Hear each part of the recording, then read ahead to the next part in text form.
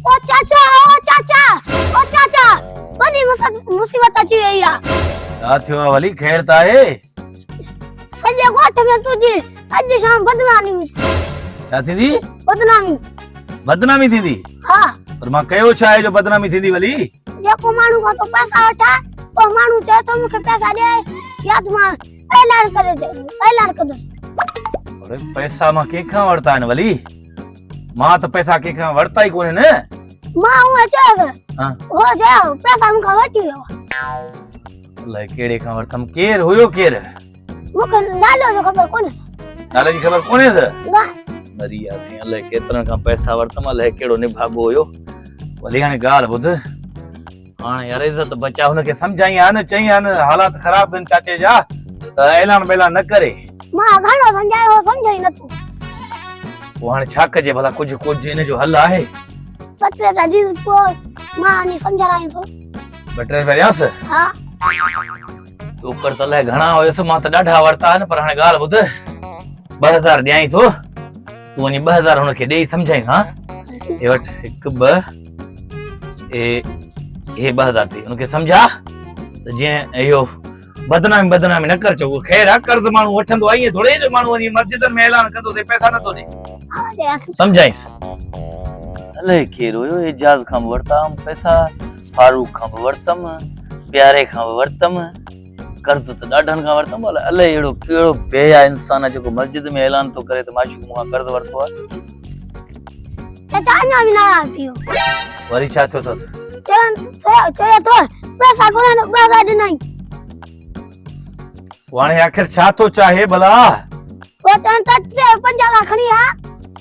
यार मरी आसी यार, 5000 खणी आ, 5000 खणी आ, त हाणे काथां खणी अचां यार? पया हुया हे साम कुछ माना, हाणे सुबुह बकरी खपायम, हे 3000 ॿिया बि पया थे, वठ। ठीक आ, हाणे हुनखे महिरबानी करे सम्झाइस त चो बाबा छा थियो अथव? पैसा कोन ॾिठा अथव या कॾहिं ज़िंदगी में? ठीक आ। हा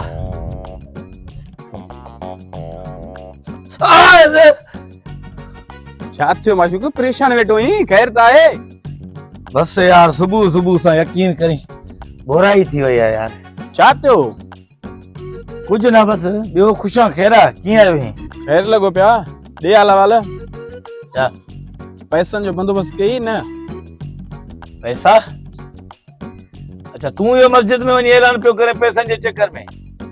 न, कहिड़े मसले में? छा थियो अथई? ऐं कंहिं चई? वली भजंदो आयो, वली चए पियो त जेको तो हमरा हिकिड़ो आहे, मां सम्झायो तूं हूंदे न, चई पियो त मां जेको पैसा न ॾिना अथसि, मां मस्जिद में हिकिड़े ॻोठ वारे खे हिकिड़े खे ॿुधाईंदसि त माशूक मूंखां कर्ज़ वठी वियो आहे। न बाबा, वली त अञा कल्ह न 3 ॾींहं तुंहिंजे नाले चई वियो मूंखां। अब मुंहिंजे चाचे गुर्दन में खीर भरिजी वियो अथसि, पैसा खपनि था, इलाज कराईंदासीं। गुर्दन में पाणी ॿुधो, पथरी ॿुधी, गुर्दा फेल ॿुधा, गुदड़नि में पहिरियों दफ़ो ॾिसां पियो थो त खीर भरिजी वियो यार।